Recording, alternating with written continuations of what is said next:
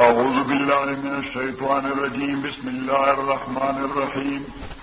اللهم صل وسلم على سيدنا ومولانا محمد وعلى آل سيدنا ومولانا محمد. أفضل صلواتك بعدد معلوماتك وبارك وسلم وصل عليه.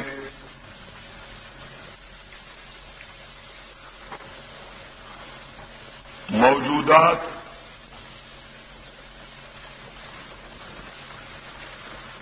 دا دو قسم دي. یو آغا چې موجود وي د نفس ذات د وجه،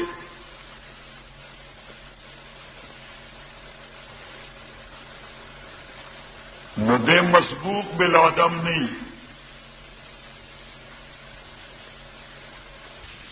او آغا چې موجود وي د غیر د وجه، جعل پدې کې اثر کړی،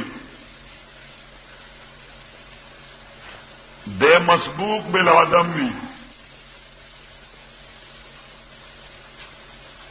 اول ذکر تا واجب الوجود وی، دے دویم تا ممکن الوجود وی. اول ذکر ممتنع العدم دے،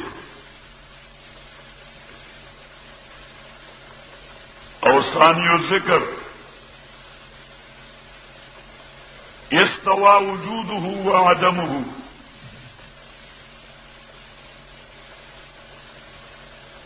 دا ټول کائنات ما سوا الله په دې حواله ممکن الوجود دي.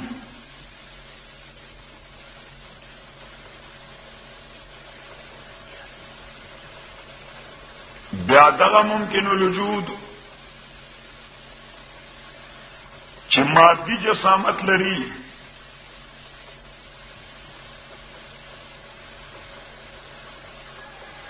او تعبیر کیږي د دغه جسامت نه په جسم تعلیمی باندې.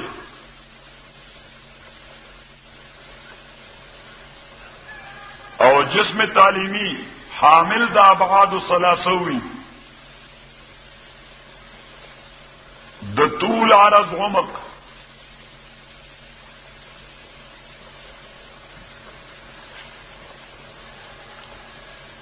بیا دغه اجسام بعضی آغی چې نشونمای کیږي، او بعضی آغی چې نشونمای نکیږي. ثانی الذکر د جماعت وی. اول الذکر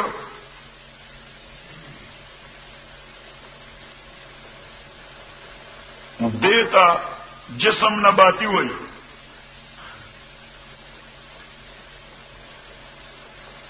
بیا دغه جسم نباتی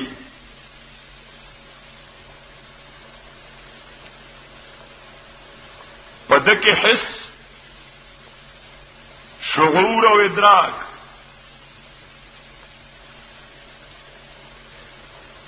یا بنوی یا بوی. اول الذکر دا په معنا مصطلح متبادله باندې نباتات دي،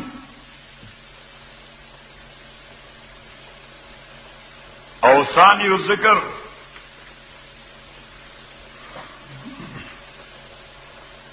چې حس لري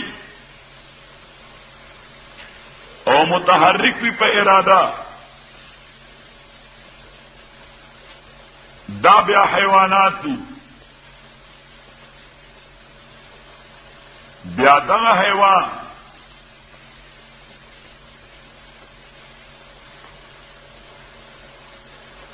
یا به مدرک د کلیات وی په واسطه د عقل، یا به نوی. اول ذکر ته انسان وی، او ثانی الذکر ته بیا حیوان وای په معنا عامه په معنا متبادره. بنا پدې انسان د دې کائناتو ارتقائی شکل لري.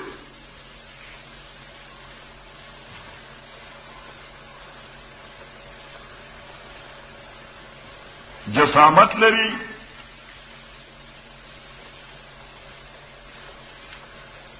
جسامت نباتی دے،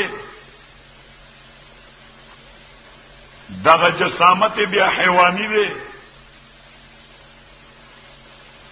بیا داغین فوق انسانی دے.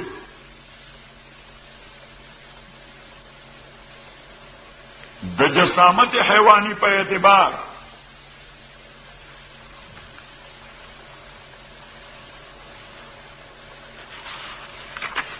د حیوان سر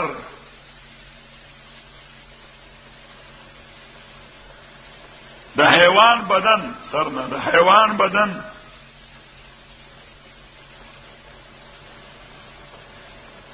سو حواس لري ظاهري،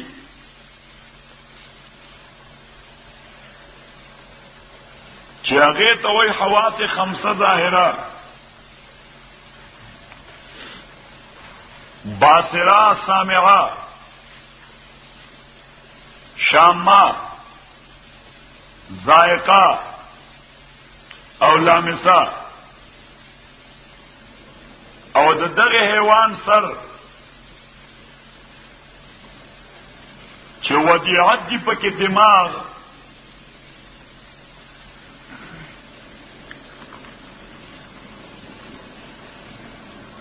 او د هغه دماغ تقسیم هغه د په دې انداز باندې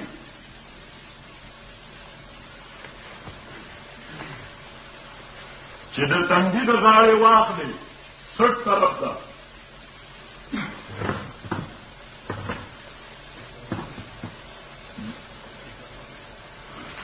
د برکې زور ټولې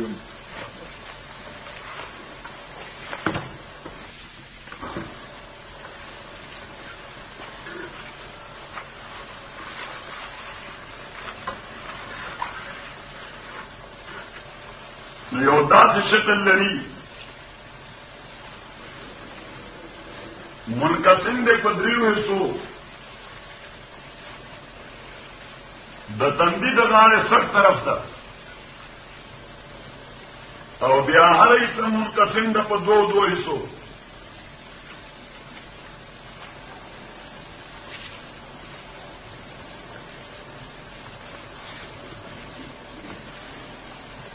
دیرمبنی تقسیم تا تجاوی کے ثلاثہ ہوئی: تجویف اول، تجویف اوسط اور تجویف مؤخر.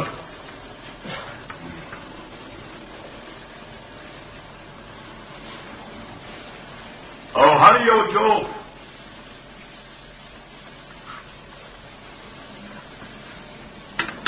بیا اصطلاحی نمونه دادی نصف مقدم، نصف مؤخر، دا بیا نصف مقدم،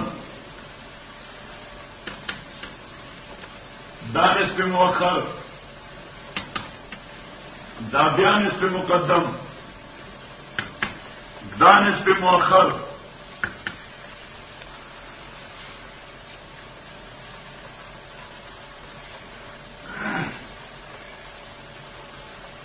د تجویف اول نصف مقدم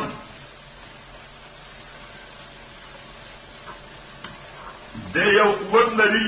تعبیر دی کیږي په حصه مشترک باندې.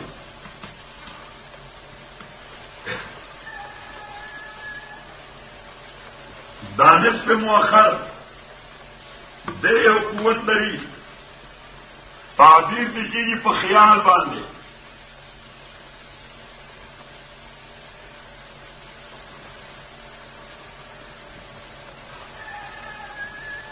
د حص مشترک وظیفه دا ده چې دې ادراک کوي یدرک مدرکات الحواس الخمسه الظاهره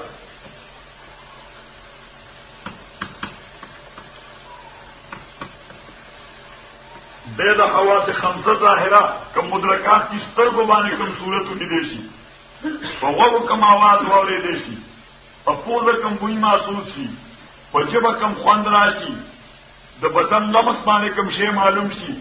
ادراک کوي د حس مشترک ادراک کوي څوک د حس مشترک او حس مشترک چې د کوم مبصراتو مسموعاتو مشموماتو مذوقاتو او د ملموساتو داغي ادراک وکي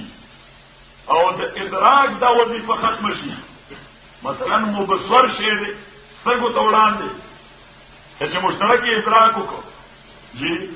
یو عکس واغست او هغه شی د سترګو د محاذات نه ختم شو نو دا اغستل عکس دا دی ورکی دی خیال دا دا خیال د مدرکاتو د حس مشترک گودام دی خزانه مدرکات الحس المشترک دیر دی گودام دی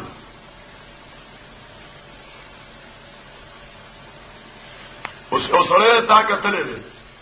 داغه عکس ستاسو واغسته حس مشترک ته ورپاس کو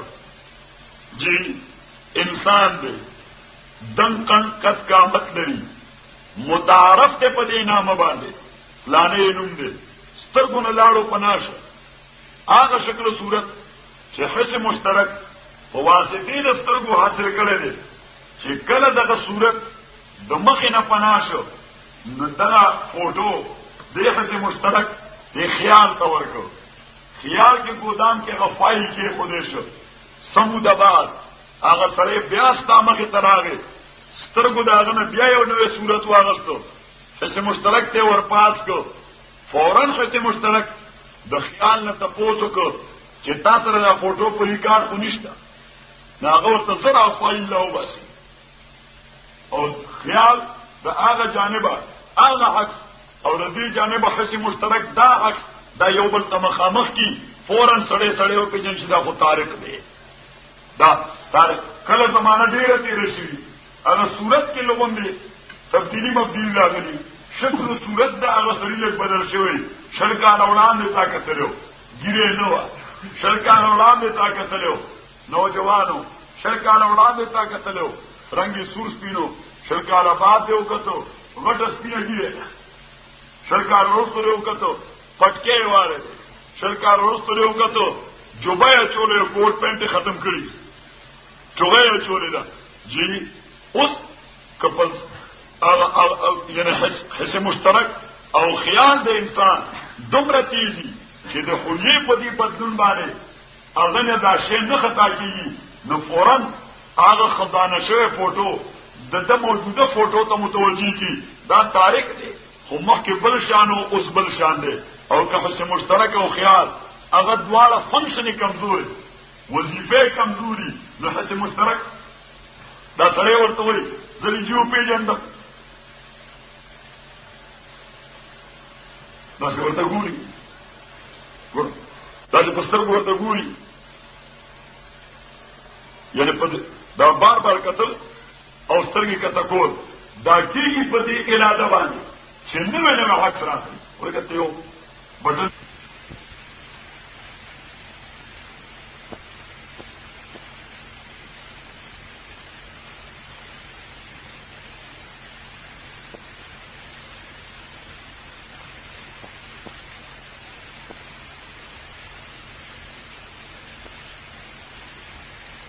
رنگینی ایکس-ری ولو باسي رنگینی ایکس-ری ځکه چې په یو ایکس-را یا په دوه ایکس-رو یا په پنځو ایکس-رو باندې هغه زخم نه معلومیږي چې په سر کې دا ډیفیکټ کم دی دا نقصان کم دی چې څومره فوټوان غنو باسي د مختلفو زوایاونو اذا مختلف ناحیونه نو دومره التبیا گویا هغه زخم په آسانه باندې ویلو شي او تکلیف په آسانه باندې ټریس شي. اوس دلته هم دا سترګې د پہچان لپاره بار بار فوټو واخلي، کله دې غاړه نه واخلي، کله ور داس لاندې باندې وګوري، بیا ول یو فوټو والی، بیا ورته وګوري نه جی بیا سترګې کته شي بل فوټو ورکی، بس مړه په یو لس منټه کې یو شل فوټوانو راوالي، اخر مشترک ته ورکی، اخر مشترک خیال ته وای چې ته وګوره کنه خدای دې خوار کې په ګودام کې څه شي ستکه نشته، فایل څه دستکه نه، اوس خیال کې خو دومره ډیر فایلونه پراته دي چې د وفاقي محتسب په دفتر کې هم جوړ نشته، دومره ډیر شي فایلونه پراته دي، په لکونو صورتونه پکې پراته دي، برجای پکې ده، گویا اوازونه پکې دي جی، او بولیونه پکې دي جی، او خوندونه پکې دي، او لمس او ټچ والا مدرکات پکې دي، دا ټول فایلونه التفات دي،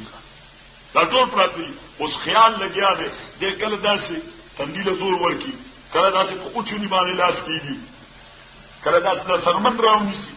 د دې مقصد دا چې دا خیال تیزي چونګل په لګي حساب زړه د فایل وګوره ډیر سات اوس مې په جن خدای دې ورکا تشابدین خو بنئ او دوی یم کنه سګیر خو یې ډیره بدل شي، ځکه خیال هغه فایل ته ډیر وخت پس ورسینه غراوالي وای دا قدر پیدا نه کته مخامخ را پوزه خو شاند دا سترګي هغه شاندي، دا وجه هغه شاندي. اوس د دې تعلق یوازې د مبصرات سره نه دی، مسموعات ملموسات یعنی حواس خمسه ظاهره چې څومره ادراکات کوي دا غي ټول تعلق د سره دی، دا هیڅ مشترک سره دی. خیال داغه خزانه ده، خیال داغه خزانه ده. یو بل قوت دی په دې نسبه مؤخر د تلویف یو اوسط الوهم.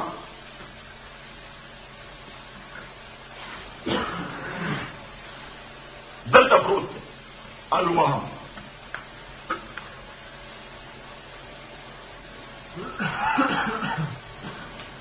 ارزي قدرتي وضع په دې ټولو دماغو کې ده، وهم منتشر په دې ټولو دماغو کې پروت دی، خو مرکز یې دغه نسبه مؤخره تلویف اوسط دی، دا یې مرکز نو دې پروت دی چرته په دې ټولو دماغو کې وهم. او د دې وظیفه ادراک المعاني الجزئيه سوى مدركات الحواس الخمسه. د حواس خمسه د مدرکاتنا علاوه نور څومره معانی جزئیه دي دا دې ادراک دا وهم کوي چې شی د قبيله د مبصرات نه، د قبيله د اصوات نه، د قبيله د مشمومات نه، د قبيله د مذوقات نه، د قبيله د ملموسات نه، د دین ماورا کوم شی نه دي دا دې ادراک د چا کار دی؟ وای د وهم کار دی. کا ادراک چې پوه شئ کا ادراک ان الاسد مهروب عنه، لکه دې معنا ادراک چې زمره په دې پوزیشن کې ده چې سړی ته تېښته وکړي. اوس دا زمره داغه نه تېښتې تصور دا یو معنا ده، دا یو معنا ده، یو معنویت دی. ادراک ته څوک کوي؟ وهم کوي. څوک کوي؟ وهم کوي. وان الولد معطوف علیه. ادراک د دې خبرې چې بچي ولد په دې پوزیشن کې دی چې پاغه د عطوفت او نرمي وشي. د دې معنا ادراک څوک کوي؟ وهم کوي. پیشو په خپل بچی ځان وړي، چرګه په خپل بچی ځان وړي، سپای په خپل بچی ځان وړي، بیزا خپل بچی باندې عطوفت کوي، میخه په خپل بچي عطوفت کوي چې بچي مرشي بیا ودرېږي نه چې بچي مرشي بیا پای ورکول ته نه ودرېږي. خو دغه معنویت د دې ادراک چا کړی دی؟ وهم کړی دی. دې باندې پوه شئ. از دې مثال سره پوه شئ. که ادراک معنى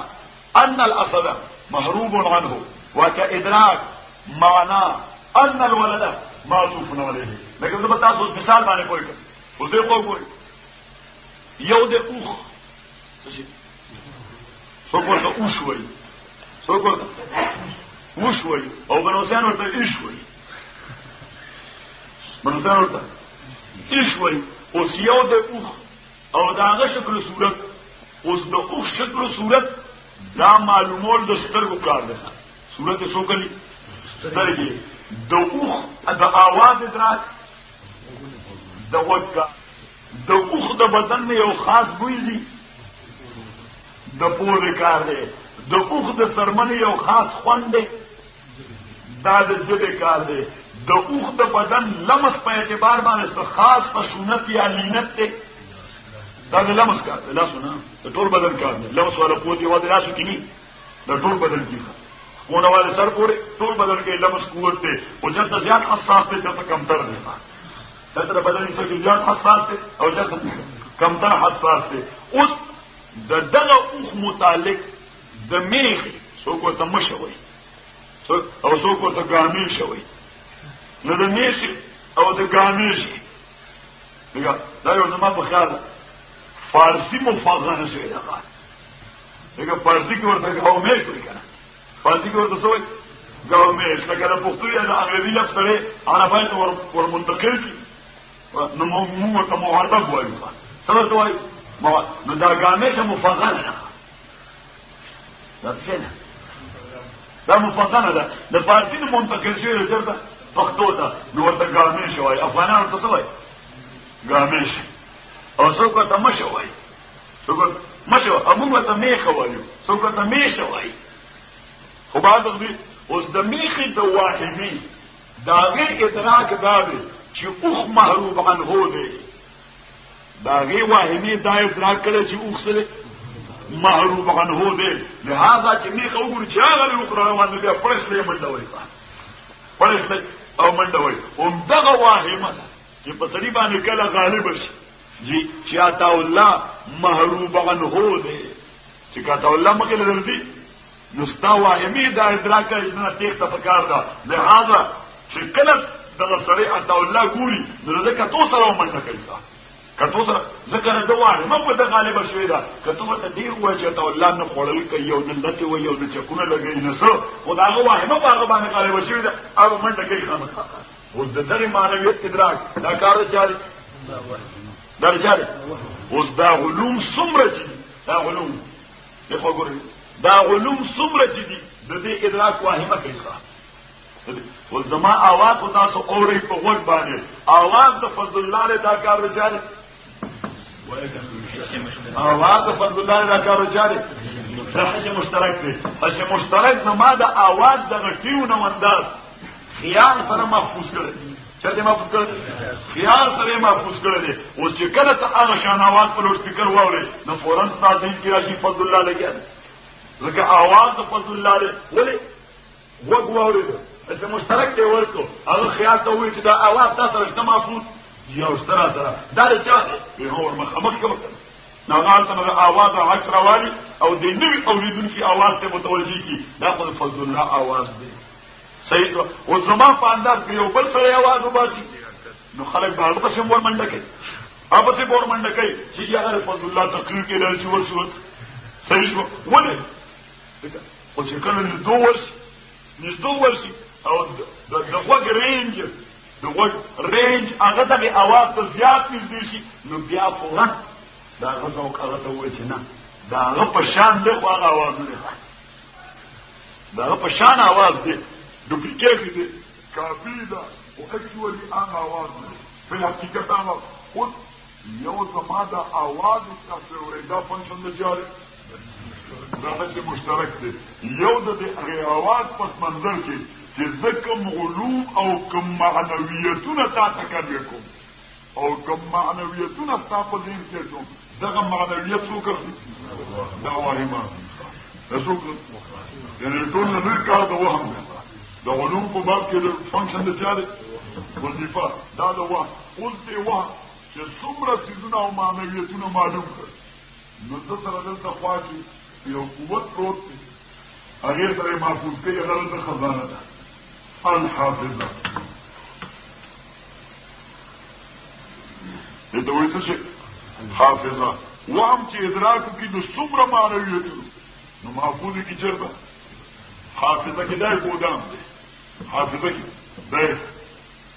ګودام دی حافظه کې دای څه دی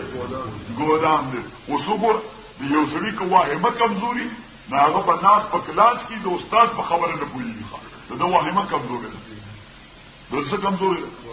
واهمه کمزوري ده او یو سړی په کلاس کې ناس د استاد په خبره پوهیږي داغه ادراک کوي داغه ادراک او دا هغه استاد د خبرې د ګویا داغه نه چې کوم غل حاصلېږي د واهمه حاصلې او چې بار د ثبات او تیار نه بیا وایي حاصلې کمزوري ده دا دوه ځله فرقونه دي دا دوه ځله فرقونه دي خبره نه پوښي که ادراک نشي کولای د استاد د خبرې د واهمه د کمزوري ده صحیح ادراک کولای شي خو محفوظ نشي ساتلی بیا حاصل د کمزوري ګودام خراب دی بیا ګودام خراب دی نو دغه د واهمه کار دی او دا د حافظه کار دی او یو بل قوت دی په دې نسب مقدم د تجوید او سطحي المتصرفات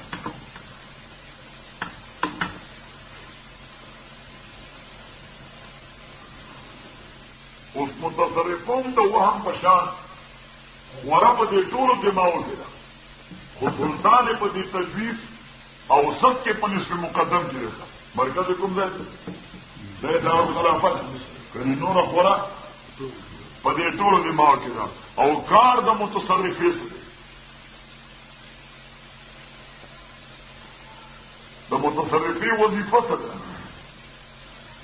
او دلته وګورئ اخیا د مدرکات د حس مشترک خزانه ده خیال اسی په ذهن کې مرادي خبره په ذهن کې مرادي دا خبره مو ذهن کې نه راځي مخکې د تصویر باندې نه پوهیږي دا خبره مو ذهن کې راځي زه یعنی مقصد زما ځان له خپل د لیوانو انداز دی لیوانو زه تر ورځې پورې ملګرو ته دا راځي چې ملګری کې چې په ذهن کې نه راځي هغه باید چې منځون ته لاړ شي باید چې پنځپیر ته لاړ شي نو خبره لفظي ترجمه بدل کی دلته خو مونږ ته پای دې استعداد خلق وکړ چې کوم وګور چې پیر ته صفوهان ورکړي څو فلسفیان ورکړي چې هغه د حضرت شاه صاحب رحمت الله علیه د وینا مطابق دا دین خلقو ته د معقولیت په انداز باندې پیش کړه ځکه دا اوس د عقلیت پسندۍ دور دی هغه زمانه لاړه چې تا به سړي ته وایي چې دا خدای ویلي دي او دا پیغمبر ویلي دي دا الله ویلي او دا پیغمبر علیه السلام دغې ته ایمان وایي دغې ته څه وایي ایمان وایي اوس هر یو سړی هغه په دین لټون کې چې زما د ایمان په دې خبره بصیرت پیدا شي او د بصیرت باب کې سړی د نقل کم تابع او د عقل زیات تابع شاه صاحب رحمت الله علیه دې ته د عقلیت پسندۍ دور وایي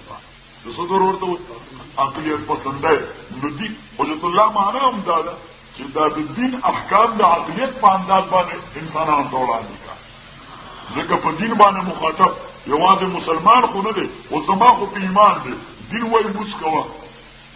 دین وایي څه کوه زه فلسفه نه معلومه خو بس چې موږ وخت نو بس دغه زما ایمان دی او چې یو کافر سره ته مخاطب دی هغه درته وایي چې موږ څه کو موږ کې اخر څه خیر دی نو هغه خو د عقلیت تابع دی هغه ته په عقلي انداز باندې پیش کړي هغه په څه باندې پیش کړي په عقلي انداز باندې پیش کړي چې باید د عقلیت په اساس باندې د موږ کې دا دومره ډېر خیرونه پراته دي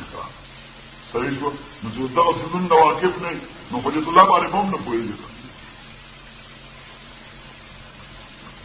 نو دا متصرفات د دې کار څخه د متصرفین ترکیب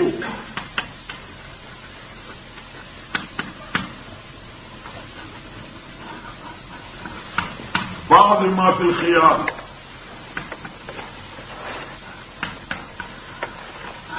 مع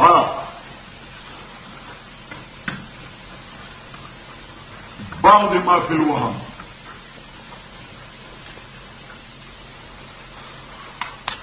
خیال کې مدرکات د حس پراته دي، وهم ادراک د معانیو جزئیو کوي، د متصرفي کار د کمپوزنګ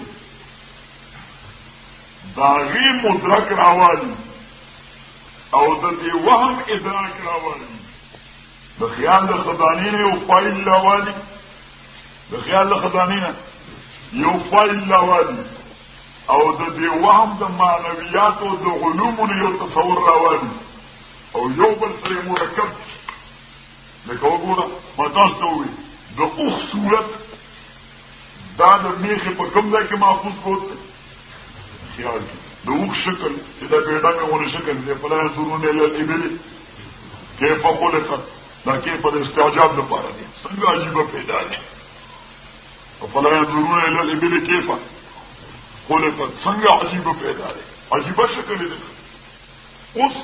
د اوښ شکل او صورت او عکس او فوټو دا کوم ځای موجود پروت دی؟ په دې خیال کې. خو د اوښ نه د تیښتې دا تصور دغه معنا جزئي دا د میخې کوم ځای کې پرته ده؟ دا ادراک ته چاره د وهم. لهذا میخه چې اوښ وګوري سترګې د اوښ شکل راوالي، حس مشترک ته ورپاس کی، حس مشترک خیال نه تپوسو کی، خیال ورته زور د اوښ تصور راوړاندې کی، د اوښ فوټو ورته راوړاندې کی، حس مشترک معلوم کی چې دا اوښ دی. د میخې حس مشترک معلوم کی څه شي چې دا اوښ دی. واهمه هغه دغه معنویت را بیدار کی چې د اوښ نه تیښته پکار ده. د ګامیشې واهمه هغه دغه معنا را بیدار کی چې د اوښ نه تیښته پکار ده. متصرفه د اوښ هغه شکل او دا د تیښتې تصور دا سره یو بل سره ډېرې کی یو ځای کی او میخه منډه کی. صحیح شو؟ متصرفه هغه د خیال نه د اوښ شکل او د واهمې نه د اوښ نه هرب او تیښته دا دواړه سره یو بل سره مرکب کی او بیا پوری طور به سپو ته وایي چې منډه وکړه. نو که مالک ورپورې داسې پورې ځان خو میخه بیا ځان بلي میخه بیا ځان بلي. تاسو خبره پوه شوئ نه شوئ پوه شوئ؟ نو د متصرفې کار ترکیب د بعضو ما فی الخیال سره د بعضې معانیو د مدرکاتو د وهم. اوس یو بله خبره چې دغه متصرفات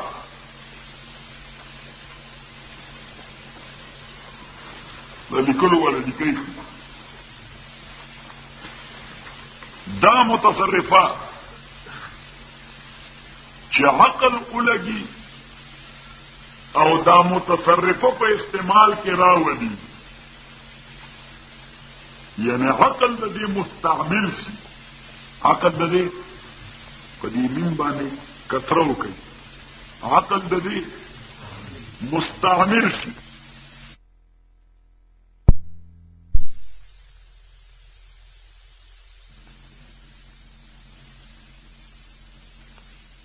او چې کله وهم د دې مستعمل شي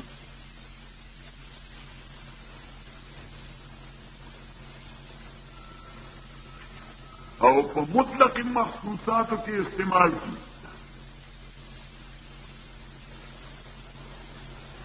نو بیا ورته وایي متخیله.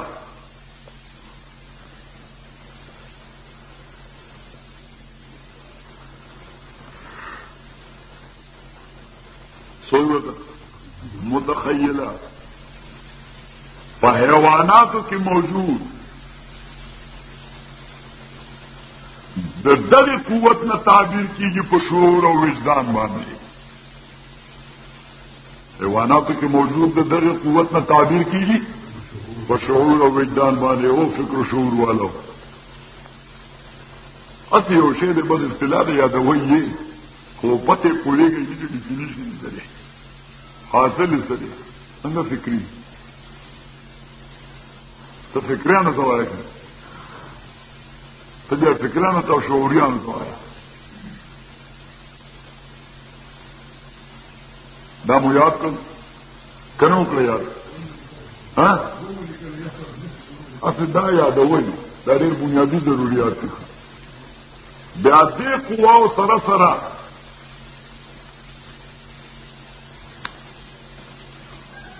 دا ټول کوم تقریر چې موږ دا تعلق د حیوانیت سره ساتي دا نه انسان خاصه نه ده دا په ټولو حیواناتو کې موجود راشه بیا دې سره سره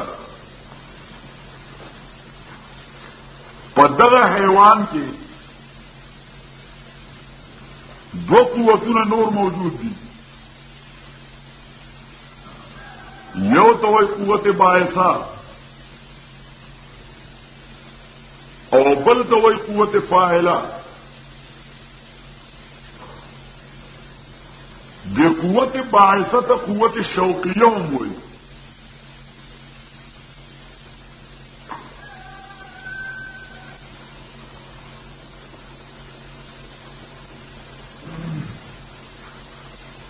چې کله په خیال د حیوان کې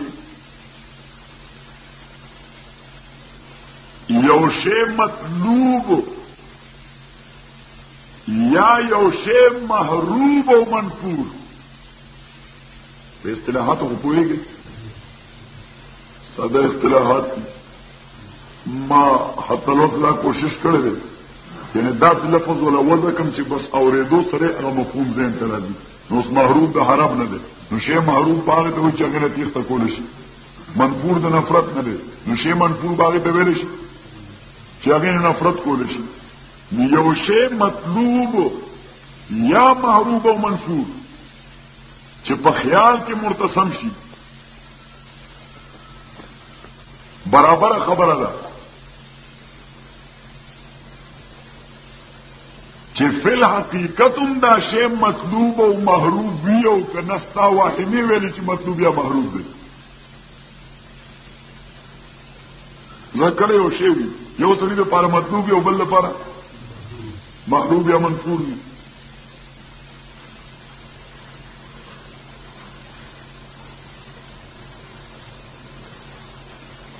نو دا قوت باعثه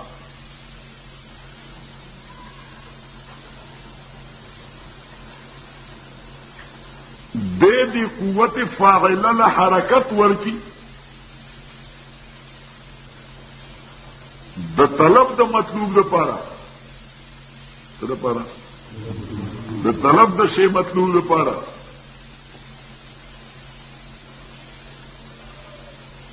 نبیات نه تعبیر کیږي په قوت شهوانی باندې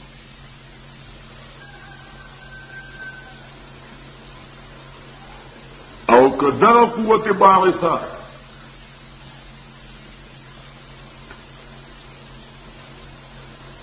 دے قوت فاعله له حرکت ورکی په دفقولو د دې شی منفور باندې چې دا شی دفقا نبیات نه تعبیر کی په قوت غضبی باندې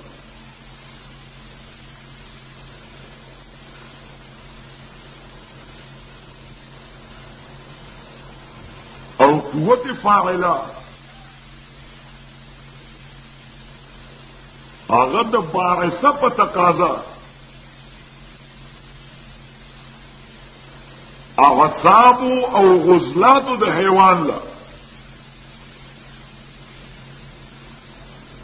حرکت ورکی د بست قبض لاس لاندې کو لاس را رستو کړ اعصاب او غزلات لا حرکت ورکی په بست قبض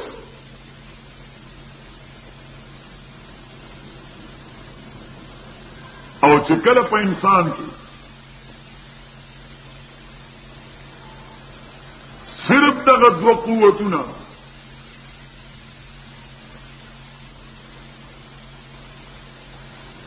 دا فعال وي باعثه او فاعله څه شي نو د انسان د نفس نه دغه وخت تعبیر کیږي په نفس اماره باندې ځکه دې صرف په حیواني تقاضو باندې طلب کوي شهوانیت ته، دفع کوي غضبیت ته. د صرف شهوت او غضب تقاضې پوره کول دا حیوانیت ته. انساني نفس دغه وخت ان النفس لاماره بالسوء،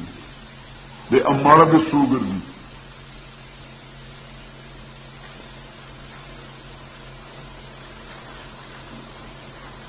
اوس د دې حیوانیت یو خاص نوع انسان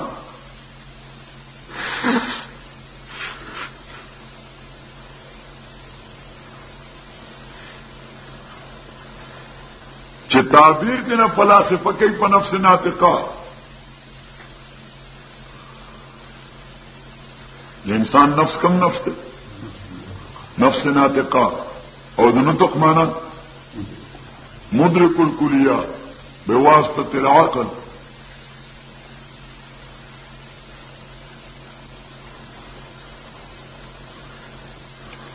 د نفس ناطقه نه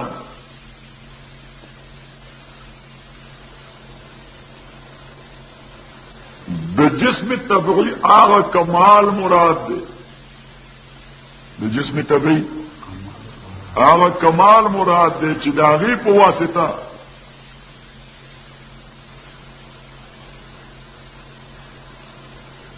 د آلاتو په توسط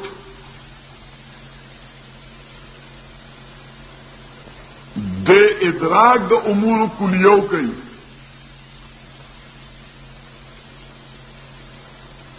یا د جزئیات مجردو کوي. هر چې جزئیات مادیه دي دا غي ادراک د نفس ناطقه کار نه دی، غیر نفس حیواني کار دی. قرآن دې تاسو فلسفه نه کړه کوي دي شرم موقف څه ویل دي ویلې بزګه شرم موقف نه ویل دی وایي وایي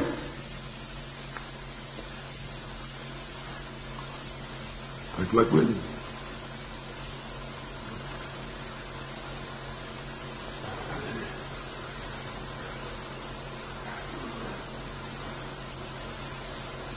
دغه نفس ناطقه ادراک کوي د افعال فکریو او د افعال حدثیو.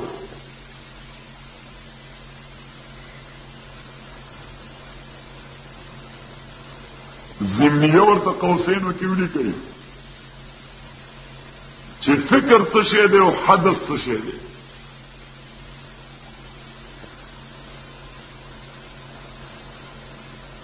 فکر عبارت دی د دوو انتقالاتونه.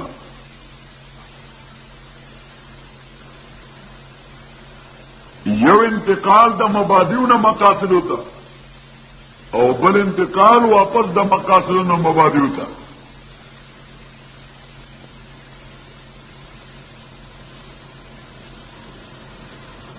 او حدث عبارت دی فقط د یو انتقال نه. رائے پکې دوه دي چې دا لومبنی انتقال حدث دی که دا دویم انتقال حدث دی. حدث سین سره څه سره بیا بیودوسی ده.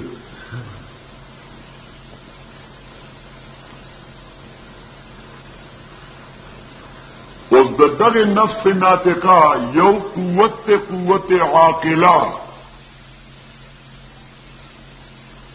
په دې حواله به دې ترسو چې دا وحی د څه شي. ځکه دا ونه وایو نو نه په پوهېږي چې وحی څه شی دی. پیغمبر صحیح د پیغمبر ضرورت ولې پیدا دی؟ دا قرآن ولې راغی؟ صحیح شو. د قوت عاقله په اساس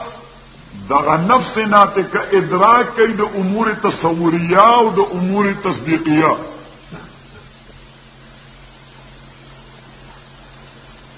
ځکه د وفاق والا ته حسین چې د ټول کتابونه وېستل نصاب نه صحیح شو. حالانکه دغه دور تقاضا هی د عقلیت ده او عقلیت پیدا کوي منطق او فلسفه عقل ته جلا ورګي منطق او فلسفه خو د منطق او د فلسفه په خارج کې دا تطبیق لازمي دی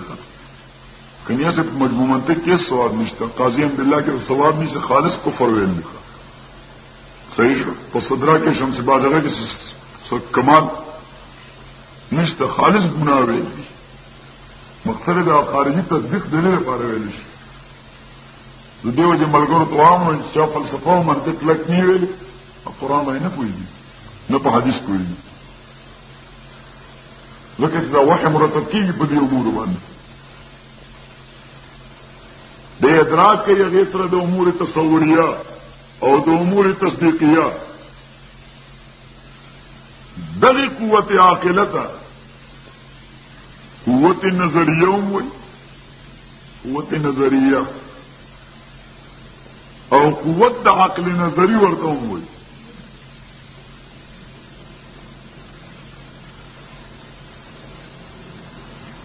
او دغه نفس ناطقه کې یو دویم قوت ته چې تعبیر ته کیږي په قوت حامله ور حیوان کې دوه قوتونه یو قوت باعثه دویم قوت فاعله دلته نفس ناطقه کې هم دوه قوتونه دي یو قوت عاقله او دویم قوت حامله د حیوان د باعثه دا غي سره په حیوان کې دلته موجود د فاعله په حیوان کې انسان کې دلته موجود د قوت عاقله او د حیوان د قوت فاعله سره په انسان کې دلته موجود د قوت عامله اوس دا قوت عامله انسانی بدن له حرکت ورکوي د جزئی افعال طرف ته بنا په آراء او په اعتقادات باندې چې د سرای جوړي نو دا قوت عامله حرکت ورکی د هغه رائے پس منظر کې نو د یو فعل جزئی مرتکب شي دا انسان څور شي یو فعل جزئی مرتکب شي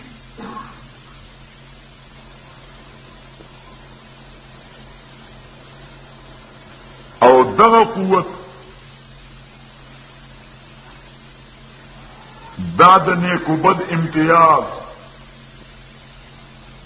استخراج او ارتکاب باندې منتج کیږي دیو جی فلاسفه دې ته یو بل نوم کیږي قوت عقلی عملی قوت عقلی عملی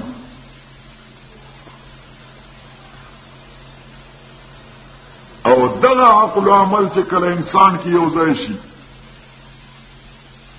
نو قرآن بیا د نفس ناطقه تعبیر کوي په نفس مطمئنه باندې یا ایتها النفس المطمئنه ارجعي الى ربك راضيه مرضيه فادخلي في عبادي وادخلي جنتي حالت حیوان کې نفس اماره چې صرف باعث او فاعل موجودو دلته عاقله او عامله موجود شو نو دا انساني نفس مطمئنه وګرځیدو صوفیا ورته نفس کامله هم وایي تاسو صوفیان خو به یې کنه بیعت مو کړی که نه مو دی کړی کاته شاه صاحب مریدان دي شاه صاحب مریدانو لپاره تصوف بنیادي ضرورت ده او د تصوف لپاره فلسفه اساسي ضرورت ده څو پر دې فلسفه نه ویلي نو تصوف باندې پوهېدل ګران څنګه پیږي تو پیری کن لکلیل بے آسوا پیری خو بے تصوف بے گدائے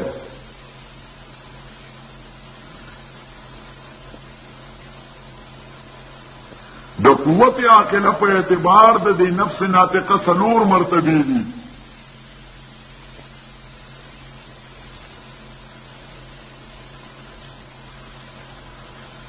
لومبای مرتبه ده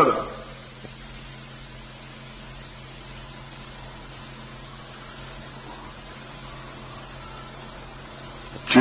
د معقولاتو د حصول استعداد لري، د معقولاتو د حصول استعداد لري،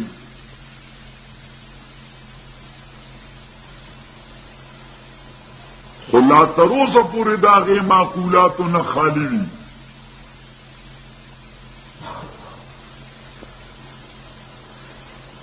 په دې مرتبه کې د نفس ناطقه نه کله تعبیر په صرف نفس کیږي او کله ورته عقل هیولانی وایي. ته خو بزرګه هیولا پېژنې، هیولا څه ته وایي؟ ها زمونږ یو استاد هغه دا غرمول الخمار ته وایي چې کله پکې انبساط راځي او کله پکې انقباض راځي. هیولاوی د غرمول الخمار پورې کله خمار په شان کله انقباض پیدا کوي او کله انبساط پیدا کوي. نو چې د متصل سره متصل دی او د منفصل سره منفصل دی. نو هیولا خو پېژنې ها اوس یو پېژنې د جوهر څو اقسام دي؟ د عرض مقولات څو دي؟ نه. او د جوهر اقسام څو دي؟ ها ماشاءالله د جوهر 15 اقسام وایه.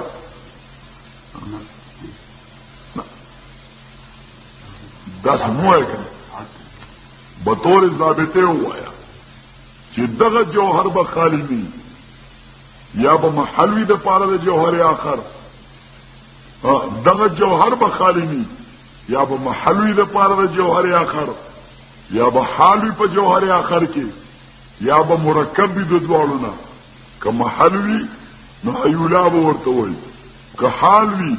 نو صورت جسمی به ورته وایي، که مرکب وي نو جسم به ورته وایي، که مرکب وي د دواړو نه نو جسم به ورته وایي. او یا به دغه جوهر دا مجرد وي نو که مدبر د امور وي نو نفس به ورته وایي، او که مدبر د امور ني نو عقل به ورته وایي. صحیح شو؟ تا ته یاد شو ته والله هم ته د مشکات کې ویلي نه یاد درته؟ که یاد درته کتاب پوښتې او تا چې کوم کتاب لیکلی صحیفه اعمال هغې کې دا شعر شته. کنه چودري صاحب تیر شوی ده. دویمه مرتبه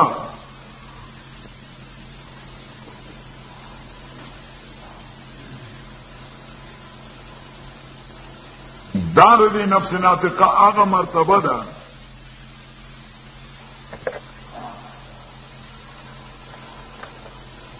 چې کله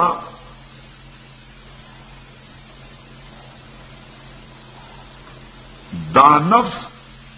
د متعدد جزئیات و احساسو کی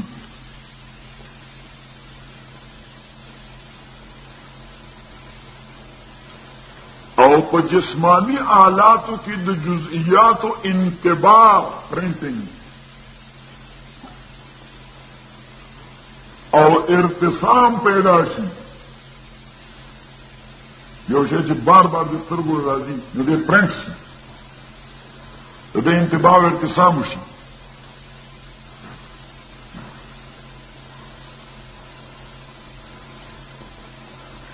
او د دغه جزئیاتو د احساس په ذریعہ د نفس د معقولات بدیهیه حاصل شي. څه شي حاصل شي؟ معقولات بدیهیه.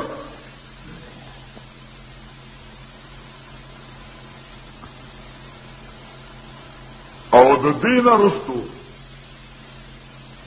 دغه جزئیات او معقولات بدیهیه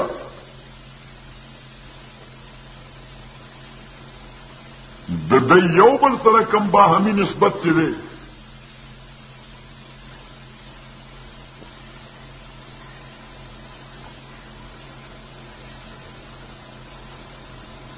داغی ملاحظو کی ملحوظ او ساتي کیپینګ ویو چې د دې معقولاتو بدیهیو او د دغه جزئیاتو یو بل سره څه تعلق دی، څه نسبت دی، د دې لحاظ وساتي. د مبدا د جانب نه کلی صورتونو ته اوس لیکنه چې بیا لړشي بیا په اړه سوچ کوئ چې دا صحیح وي. د مبدا د جانب نه کلی صورتونو ته او د دې د باهمي حکمونو د افاظه د وجه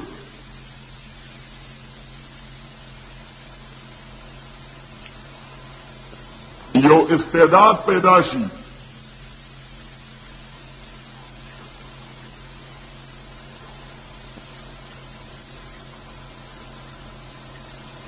نو دې عقل ته بیا عقل بالملکه وایي. ته بیا کوم عقل وایي؟ مثال سره واضح کوو.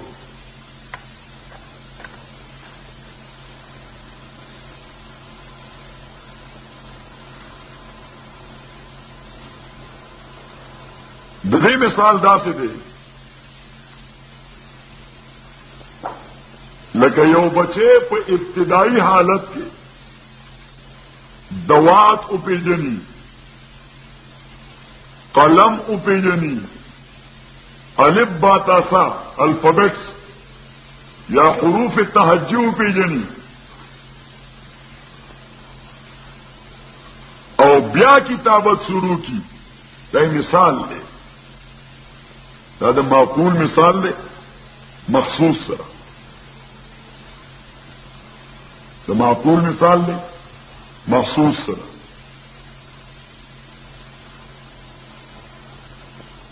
د دغه نفس درېمه مرتبه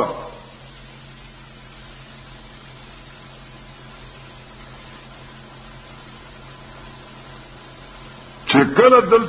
دلته معقولات نظری حاصل شي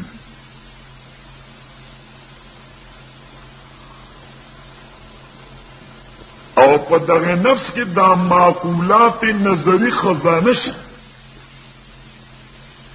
د دومره ډېر ملابستو کې چې دال څه شي خزانه شي او دې په دې قدرت پیدا کی چې څو وخت استحضار غواړي نه فوري تور حاضر ونشي. معقولات نظری بس فوري تور په څو د پوس کوي نو دې په کس باندې فتوا ورکړي. وی رد المختار دې کړی جلد پنځم کې صفحه نمبر پلانای باندې کرخه نمبر پلانی.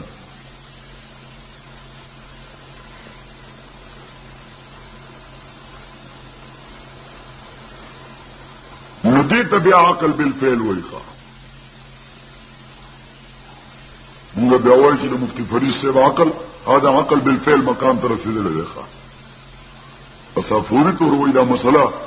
دا بحر الرائق کې ابن نجیم لیکلې ده او په دې انداز لیکلې ده او قیل سره یو ضعیف قول پکې نقل کړی دی چې څو وخت استحضار وغواړي خدا کله کېږي ډېر مباشرت او ملابست سره ډېر مباشرت او ملابست سره نو دې ته بیا عقل بالملکه وایي. صحیح شو. او دې طارق چې په خپل لا فیلډ کې قانون سره ډېر مباشرت او ملابست پیدا شي نو ته چې څوک بیا راي اخلي دې لپاره کتابونه نه ګوري. دې لپاره کتابونه وای بس نیک پنی غوور شي 145 کې واسطه کمیشن سره پرچه وکړه یا نیک پنی غوور شي نیک په او ډسپوزیشن په حواله باندې 147 کې دا پرچه وکړي نو په قانون کې رضا عقل بالملکه سره رسیدلې ده. وایي څه خبره ده صحیح شو. او د نفس څلورمه مرتبه تاسو اسه دا خبرې خلونه برکول ولري سره ور سره تنګي خدا به اساس او بنیاد. صحیح شو. دی وجه موږ په ابتدایي دور کې بلادل طالبان او تختی وایي د شاه منصور ده یا وایي پنځ پیر ده موږ ته خبره لاس. صحیح شو. زما خپل مزاج دا دی زه چېرې چا توام نه چې سبق ته راشه چا توام نه چې ته لاړې ولې څنګه ته والله زه چې څوک راشي نو ته نه تپوس نه کوئ دلته څه شي راوستي چې لاړ شي نو ورته وایم نه چې ته ولې لاړې ځکه چې موږ د انسان فطري ازادي هغه نه سلب کوو هغه فطري ازادي دا هغه نه سلب کوو مو حریت پسند انسانان بیا راشي او د رمضان نو که بیا راشي نو موږ ته بیا په خیر حاله ها که بیا راشي نو موږ ته بیا هم په خیر حاله بیا ورته ځان وایي چې تلې ولې وي او بیا ولې لاله صحیح شو نو په دې خبرو پوهیږي دا څنګه کټول ها کوي نه لا بزوای په دې خبرو پوهیږي لا بل لګیا یو څه نشته قران خو بلا کله شروع کوو قران خو بلا کله شروع کوو دا قران به وزل مونږ سر نه تر اخره خلاصو الو به الحمد شروع کوو هذا من قريب وجه ياخذ منه الدرس كيف ما جو سوى من الاخر القران ما كده يسوي مو بلا ده عند تنور ده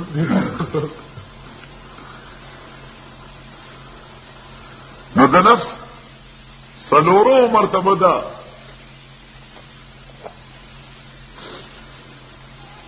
چې ده د کسب شو معقولاتو چې کوم معقولات د په اکتساب حاصل کړي داغه مطالعه وکړي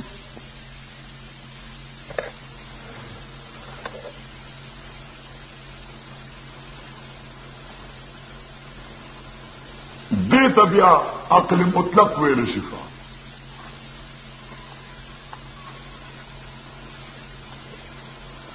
بیا بعضی علما هغه د عقل مطلق اطلاق د هر معقول په انفرادي مشاهده باندې کوي هر هغه شی چې په عقل معلومیږي نو د هر معقول انفرادي مشاهده چې پاغي کې عقل دغه مقام ته ورسی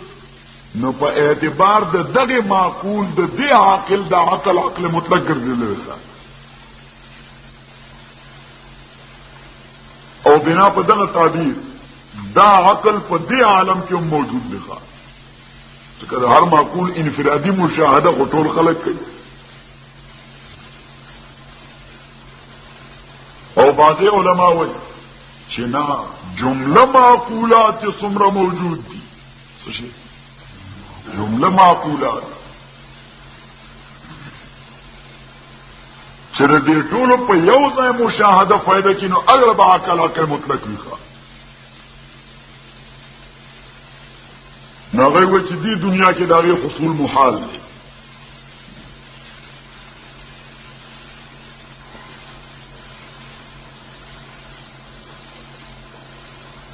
د معقولات غیر متناهیه او ادراک په عالم فانی کې ممکن نه دی عالم باقی کې وکیږي معقولات غیر متناهیه دا غیر ادراک په دې عالم فانی کې ممکن نه دی کوم ځای بکی عالم باقی کې د مرګ نه بعد کوم عالم چې شروع کیږي عالم باقی دی دا هغه و چې د عقل مطلق تصور دلته نه دی موجود اب آخرت کې فائدہ کیږي دغه مونږ تاسو ثابتو چې عقلن د قیامت او د ټولي مسلې د عقل په اساس ثابت دي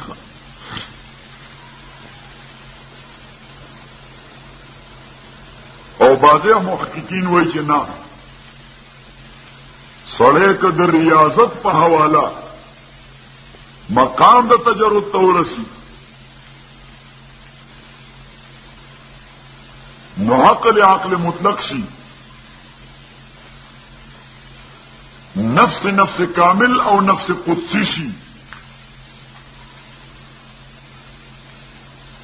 اظهار د خوارق کیږي دا غنه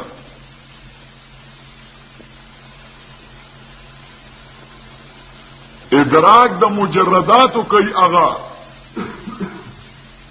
منګو د فنا فیه مرتبه تر رسیدلې ښه د لګیاره د خدای مشاهده کوي د لګیاره الله مشاهده کوي فنا فیه مرتبه تر رسیدلې د فنا فی الله مرتبه تر رسیدلې د بقاء بالله مرتبه تر رسیدلې د تجرید مرتبه ته ورسېدو د وحدت الوجود مرتبه ته رسیدلې دا د وحدت الشهود مقام کې دی اصطلاحات کو موریدلی دي کنه اصطلاحات موریدلی تاسو صوفیاو سره چرته کې نه کنا دوم داس نیمګړه باندې صوفیم نو ذکر د اصطلاحات وو نیمګړه باندې صوفیم خو زد د بیعت تجدید ذکر کو سزا ما پیر باندې بل پیر چرته ما ته په نظر راځي نه صحیح شو نو بس هغه سره د ارتباط کافی دی نه نسبت ډیر مانه ډیر وظیفې هم نه کیږي چې کله کله څه توفیق به نصیب کی په لسمه شله مرز نو ثورات وظایف په موږ اوسګاریونه وظیفه ده کني قسم دې اوس په आवाज وکړه اوس به تجدید مقام ته ځینو په आवाज باندې اوسګار دی ورته اوسګار دی ورته اګه اوسګار شو ورته سړی په مهنت کوي زړه خلای دي څنګه ها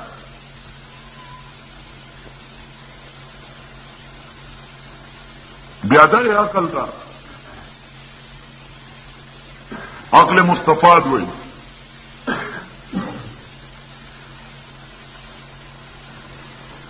ذکر چې دې مستفاد شوی د عقل فعال نه عقل عاشر ته ورته تاسو وایي سر عقل عاشر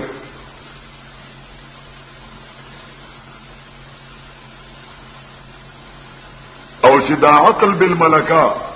دغه حد تورسی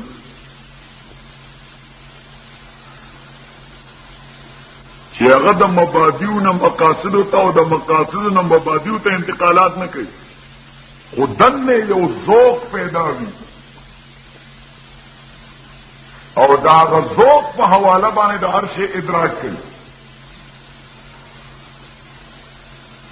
نو د دې نفس دغه قوت قدسی وایي مونږ وایو باید د دې سړي په ذهن کې یو میکانیزم ډیولپ شوی دی د قانون په ګوتو پوریږي اوس هغه کوم میکانیزم چې دغه په ذهن کې دی هغه د هغه ایکسپریشن په الفاظو کې نشي کولی چې دغه میکانیزم څه دی څنګه تعریف خو چې دا هغه د تکړه تاسو کې نو فوري جوړه هغه جزئي ته ذهن کې دی جزئي امر ده هغه پارټیکولر شی ته هغه ته فورن ذهن رسیدلی او دا ذهن دې په تو رسیدو هغه بیا تر دا نشي پر کول دا دغه د قسم بنیاد ورته خدای دنه یو ترمامیټر پیدا کړي یو ترمامیټر پیدا کړي چې د صحت او حالت امتیاز کوي په باندې اوس دا ترمامیټر به څنګه پیدا کړي هغه چل نو ورنيتا ته کنده کی په انداز هر کې ته پوښتنه دا ذهن کې لاله خبر نو دا قوت ته کم قوت وي قوت قدسی نو پته ولګی دا چې عقل انسانی دا عبارت ده دغه نفس ناطقه نه عقل انسانی